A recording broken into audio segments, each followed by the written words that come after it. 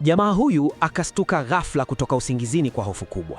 Mara tu alipotazama chini, akapiga kelele kwa mshtuko. Badala ya miguu yake halisi, sasa alikuwa ameunganishiwa miguu ya ajabu kwenye mwili wake. Akiwa na hasira na hofu, akapiga teke mlango kwa nguvu kiasi kwamba ukavunjika vipande, kisha akakimbilia nje barabarani. Watu waliokuwa nje wakamnyooshea bunduki mara moja, lakini wakati huo huo akahisi nguvu ya ajabu na kubwa ikipita kwenye miguu yake mipya. Kwa sekunde moja tu akakimbia mamia ya mita. Kasi yake ilikuwa ya kushangaza kiasi kwamba hata risasi hazikuweza kumfikia. Jina lake lilikuwa ni Nick. Ni siku chache zilizopita. Alikuwa mwanafunzi katika chuo cha teknolojia. Alikuwa kinara wa masomo na mtaalamu wa udukuzi wa mifumo ya kompyuta. Kuanzia sayansi hadi jiografia, karibu hakuna kitu ambacho hakukijua. Lakini tangu utotoni alikuwa akisumbuliwa na ugonjwa kwenye miguu yake uliomlazimu kutembea kwa msaada wa magongo. Siku hiyo alikuwa safarini na mpenzi wake Hailey pamoja na rafiki yake Jonah. Walikuwa wakimsaidia Hailey kuhamisha mizigo yake. Ghafla jioni hiyo alipokea ujumbe kutoka kwa mdukuzi wa ajabu ambaye walikuwa wakishindana mtandaoni kwa muda mrefu, lakini safari hii mdukuzi huyo alikuwa ameidukua moja kwa moja laptop ya Hailey na alikuwa akifuatilia kila hatua yake. Mara moja Nick akaanza kufuatilia eneo la mdukuzi huyo. Jonah akapendekeza kwamba wamtafute huyo mdukuzi na kumfundisha somo la mwisho kabisa, lakini tayari hali ya Nick ilikuwa imeharibika. Moyoni alihisi kwamba Hailey alitaka kumwacha kwa sababu ya hali yake, na safari hiyo ilikuwa kisingizio cha kuachana naye. Kwa hasira akaamua kwamba lazima ampate huyo mdukuzi kwa vyovyote vile. Wakiwa njiani, mdukuzi huyo akaendelea kuwachokoza kwa kutuma picha za gari lao zilizopigwa na kamera za barabarani. Mwishowe, ramani ikawaongoza hadi kwenye kibanda kilichokuwa sehemu ya mbali kabisa isiyo na watu. Nick na Jonah wakaingia ndani na kuanza kupekua eneo hilo huku akirekodi kila kitu. Ghafla, Hailey akapiga kelele akiwa nje. Mara Nick alipokimbia kutoka nje, akamwona Hailey akiinuliwa hewani. Sekunde iliyofuata, mwanga mkali mweupe ukamulika moja kwa moja usoni mwake na akapoteza fahamu. Hakuna aliyejua muda gani ulikuwa umepita baada ya hapo. Hatimaye alipofumbua macho yake, alikuwa ameketi kwenye kiti cha magurudumu na mwili wake wote ulikuwa umepolezwa kabisa. Mwanaume mmoja aliyekuwa amevaa nguo za kujikinga alikuwa ameketi mbele yake. Jina lake lilikuwa ni Hollis. Akamwambia Nick kwamba atamsaidia kurejesha kumbukumbu zake. Hollis akaeleza kwamba Nick na wenzake walikuwa wamekutana na ma-alien na huenda walikuwa wameambukizwa. Kwa siku nyingi madaktari wakaendelea kumhoji, lakini Nick hakuweza kuelewa chochote kilichokuwa kinaendelea pale. Akataka kukutana na Jonah na Hailey, lakini hakuna aliyemwambia chochote kuwahusu. Kisha asubuhi moja alipokuwa akipelekwa kwa daktari, ghafla akamwona Hailey akiwa amelala kitandani ndani ya chumba fulani. Alitaka kukutana naye lakini hawakumruhusu kufanya hivyo. Baada ya hapo akarudi chumbani kwake, na mara aliporudi akasikia sauti ya rafiki yake Jonah ikitoka kwenye chumba kingine. Akamuita Jonah na kumwambia, leo nimemwona Hailey lakini hawakuniruhusu kukutana naye. Pia siwezi ihisi miguu yangu. Jonah akamwambia kwamba walimpa kinywaji fulani na tangu hapo moyo wake haujihisi kawaida tena. Sasa wote wawili wakaamua kwamba chochote watakachokiona karibu nao watashirikiana taarifa zote wao kwa wao. Baada ya hapo, Nick akaanza kuangalia kwa makini kila kitu kilichomzunguka. Akafuatilia kwa uangalifu ni nambari gani zinafungua mlango gani na ni watu gani wanaruhusiwa kuzungumza nao. Kwa mara nyingine tena, madaktari wakamwita Nick ili wakutane naye. Wakaweka vitu kadhaa vyenye maumbo tofauti mbele yake na kujaribu kupima uelewa wake wa maumbo na rangi, lakini Nick akakataa kujibu chochote. Akasema, mpaka mniruhusu kumwona Hailey, sitawaambia chochote. Kwa sababu hiyo, madaktari wakalazimika kumpeleka Nick kwa Hailey, lakini hakuna faida yoyote kwa sababu Hailey alikuwa kwenye koma. Baada ya hapo, Nick akarudi chumbani kwake na kuanza kumweleza Jonah mambo yote haya, lakini ghafla sauti ya Jonah haikusikika kutoka upande wa pili. Wakati huo huo, majaribio pia yakafanywa na ng'ombe katika eneo hilo. Kisha ghafla umeme ukakatika na mtu fulani akatoroka kutoka kwenye kituo hicho. Nick naye akaenda kujificha ndani ya bafu lenye giza. Umeme ulipowashwa tena, watu wawili wakamtoa nje. Hapo Nick akaona alama za ajabu sana kwenye kuta. Baada ya hapo, akaenda kwa daktari na kumuuliza, Jonah yuko wapi? Daktari akamwambia kwamba Jonah hakuwahi kuletwa hapo kabisa. Nick akasema, haiwezekani, niliweza kuzungumza naye. Daktari hakujibu chochote kuhusu hilo. Sasa Nick aliporudi chumbani kwake, akaendelea kumuita Jonah na kujaribu kuzungumza naye, lakini hakuna jibu lolote kutoka upande wa pili. Kutokana na hilo, ikawa wazi kwamba Jonah ametoroka kutoka mahali hapo. Kwa sababu hiyo, Nick akaamua kwamba atatoroka pamoja na Hailey.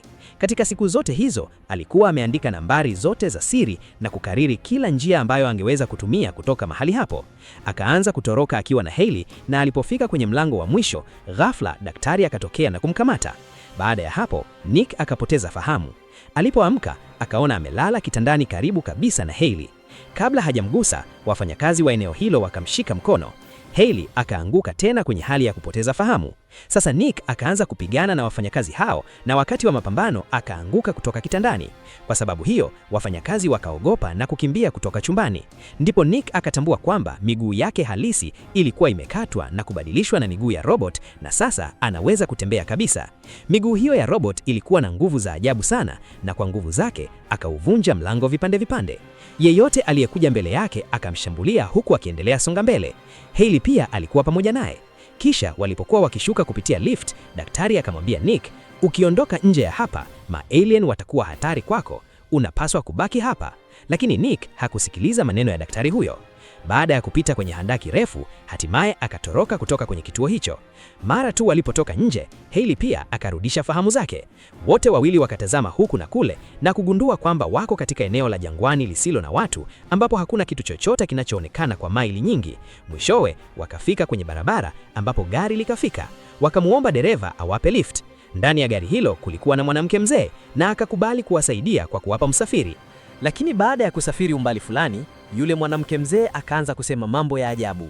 Kisha ghafla akasimamisha gari katikati ya barabara na kuanza kucheka kwa sauti kubwa kwa njia ya kutisha sana.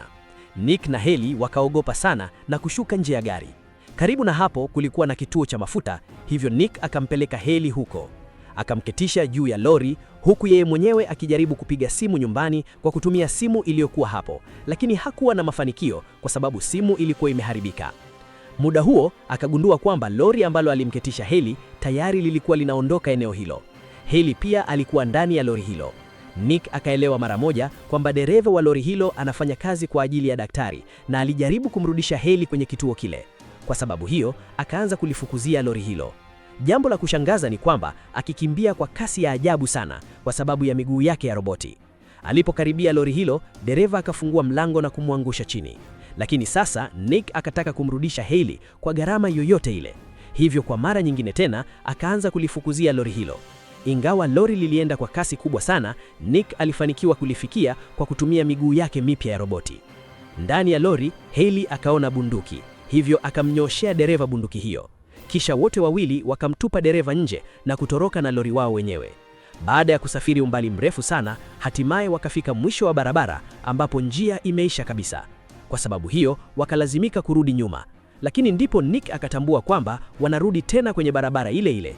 Muda huo, wakaona kituo cha wageni karibu na hapo. Walipoingia ndani ya kituo hicho, wakapata ramani ya eneo lile. Kutokana na ramani hiyo, wakagundua kwamba kuna barabara moja tu katika eneo lote. Nick hakuweza kuelewa chochote kilichoendelea, na wakati huo hali ya Hailey ikaendelea kuwa mbaya zaidi. Kwa hiyo, wote wawili wakaamua kukaa hapo usiku huo. Usiku huo huo, walipokuwa ndani ya eneo hilo, watu wa daktari wakafika ghafla hapo. Nick wa Hailey wakaanza kujificha kutoka kwao. Wakiwa wamejificha, ghafla wakamwona rafiki yao Jonah pia akiwa hapo. Ni yule yule Jonah ambaye alikuwa ametoroka kutoka kwenye kituo kile mapema. Mikono ya Jonah ilikuwa imebadilishwa kabisa. Kwa maneno mengine, alikuwa amepewa mikono ya roboti kama vile Nick alivyopewa miguu. Ndiyo maana Jonah alipotoroka kutoka kwenye kituo kile hapo awali, kulikuwa na alama za ajabu sana kwenye ukuta. Nick pia akatambua kwamba namba ile ile iliyoandikwa kwenye mkono wake pia imeandikwa kwenye shingo ya Hailey. Jonah akasema, ukijumlisha namba hii, jumla yake inakuwa 51. Hiyo inamaanisha tuko Area 51, ambapo wanasayansi wanafanya majaribio mapya. Na pia wametufanyia majaribio sisi. Ndiyo maana miguu yako na mikono yangu ilibadilishwa. Kwao sisi si chochote zaidi ya watu wa majaribio kama vile panya wa mahabara. Baada ya watu wa daktari kuondoka hapo, asubuhi iliyofuata wakaendelea tena mbele kwa kutumia lori ili kutoroka kutoka mahali hapo. Baada ya kusafiri umbali mrefu sana, hatimaye wakafika mwisho wa barabara ambapo njia imeisha kabisa. Tumia mfumo mkubwa wa nguzo ambao unaweza kuondolewa kupitia mfumo wa laptop. Sasa Jonah akashuka kutoka kwenye lori na kufika kwenye chumba kilicho na laptop. Lakini kabla hajaondoa ile nguzo, risasi ikapiga miwani yake na kufanya uwezo wake wa kuona kuwa hafifu. Hii ikamaanisha kwamba sasa hawezi tena kuingiza nambari wala kudukua mfumo. Kwa sababu hiyo, akalazimika kurudi nje. Kisha kwa kutumia nguvu kubwa ya mikono yake ya roboti, akaivunja ile nguzo vipande vipande. Baada ya hapo, Nick na Hailey wakafanikiwa kutoroka kutoka hapo, lakini Jonah akabaki nyuma. Tayari amepigwa na risasi kadhaa. Kuona kujitolea kwa Jonah kukawaletea machozi Nick na Hailey wote wawili. Sasa wakaendelea mbele bila kusimama, na hatimaye daraja kubwa likaonekana mbele yao. Lakini katikati kabisa ya daraja hilo amesimama yule daktari. Kabla lori lao halijamfikia, watu wa daktari wakarusha kitu barabarani kilichotoboa matairi ya lori na kufanya lori kupinduka. Sasa kwa sababu Hailey alijeruhiwa vibaya, akapoteza fahamu. Muda huo huo, helikopta ikafika hapo na kumchukua Hailey pamoja nao. Nick pia alikuwa amejeruhiwa vibaya, lakini kwa nguvu zake zote akasimama tena. Ndipo macho yake yakaangukia kwenye beji ya jina la daktari ambayo imeandikwa Damon. Jina la kweli la daktari huyo ni Damon, na Nick alipolisoma kwa nyuma akatambua kwamba linaandika Nomad, yule mdukuzi aliyekuwa akiwatumia ujumbe wa ajabu na aliyedukua laptop ya Hailey huku akiwasingizia yeye na rafiki yake. Sasa daktari akakubali ukweli wote mwenyewe. Akasema, ndiyo, mimi ndiye niliyedukua seva ya chuo chenu na kuwasingizia wewe na rafiki yako. Pia tulidukua mfumo wa Hailey na kukutumia ujumbe kupitia akaunti yake. Tulikuchokoza ili mwishowe ufike kwetu. Hali ambayo marafiki zako wako leo, wewe ndiye sababu yake. Kisha akafichua ukweli kwa kusema, tunatumia teknolojia ya alien kwa wanadamu.